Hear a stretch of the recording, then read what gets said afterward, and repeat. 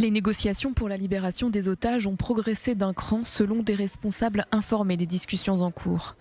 D'après certains médias étrangers, le Hamas, qui détiendrait la majorité des otages à Gaza, aurait proposé la libération d'une centaine d'entre eux dans le cadre d'un futur accord, ce qui représente toujours moins de la moitié des 239 otages. Israël estime que la plupart des personnes kidnappées se trouveraient dans le sud de la bande de Gaza et non dans le nord.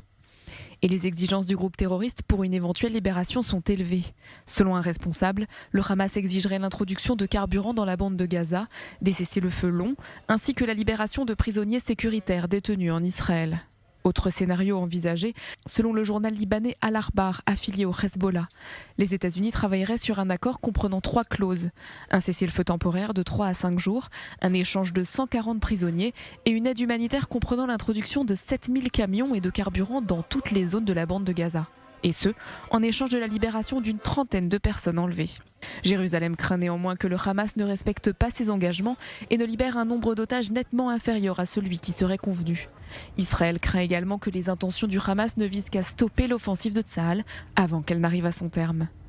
Pendant ce temps, les familles d'otages maintiennent la pression sur le gouvernement. Samedi soir, plusieurs milliers de personnes se sont rassemblées à Tel Aviv pour demander le retour de ceux qui sont retenus à Gaza depuis 36 jours.